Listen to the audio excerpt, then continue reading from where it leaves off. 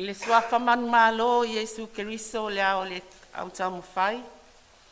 E whai ai au mafufonga o ma malu I tai pese, e maise le au whai pese.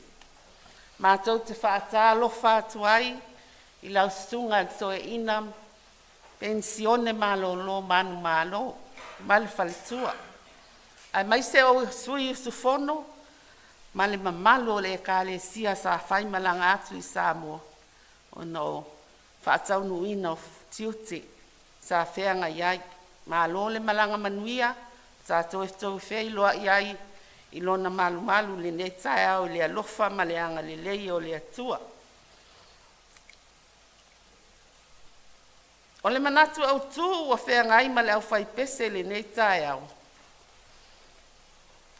Na maa losi ta vita o na retoa sa whesoa soani I te ia. O le tusi whai tau, no fua inga e tupu mua mua ma ta upo e sfulma le lua, whai upo e mua mua se ia o le valu. O le matua ua maua mai le whai upo mua mua. O ila tau ia no mai a ta vita e seke leka. Ina ua nofo ai o ia ona o saulo le atali o kiso. O toa ia lātou. O toa I lātou e o soani I le taua. E whāwaenga ua vaivaina iai. Le matua. Maenga mua e maa losi le tai pe a loto te tele lana au tau. Langola noa ina le tusi no fua inga tupu mua, fai upu e lua se fulu, lua se fultasi, ma le lua se fulu ma le lua. Fa mole fai tau mai.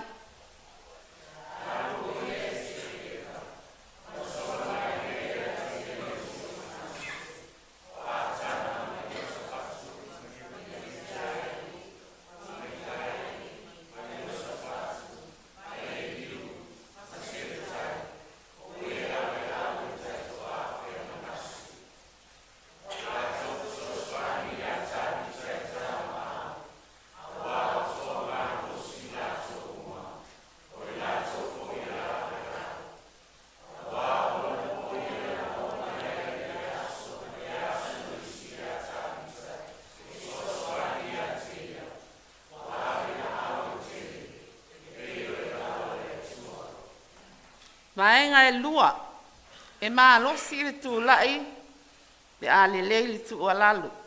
Tu si fai tau, no fua inga tupu e lua, fai upu mua, mal fai upu e ono, fai tau fa mole.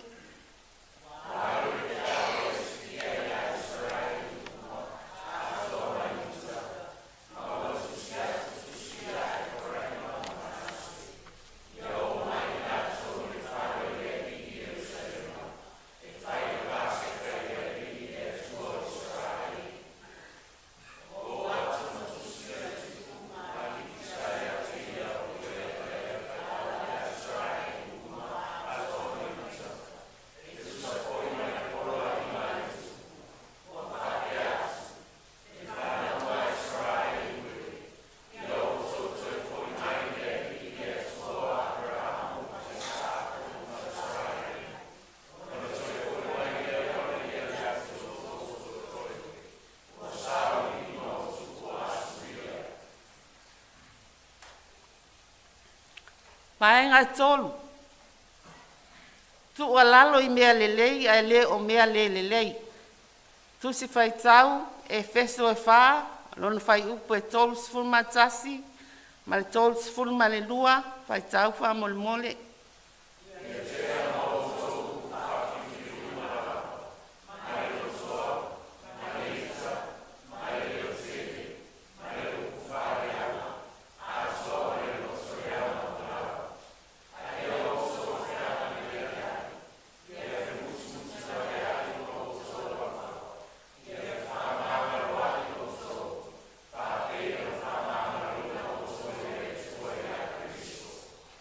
Ma le maenga e wha, o le toa moni e loto soani.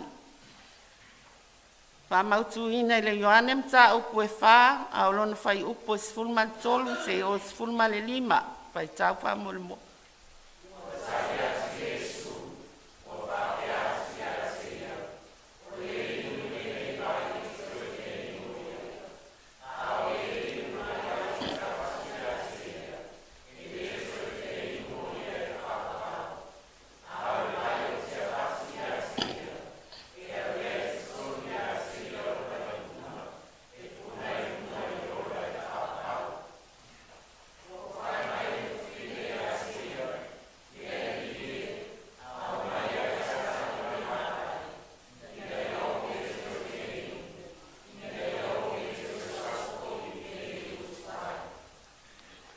Ia whamanuia tele, le atua I lau sunga le tau ina pensione manu malo, manuia le tapua inga le au tam whai le nei aso, so I fua ma ia manuia.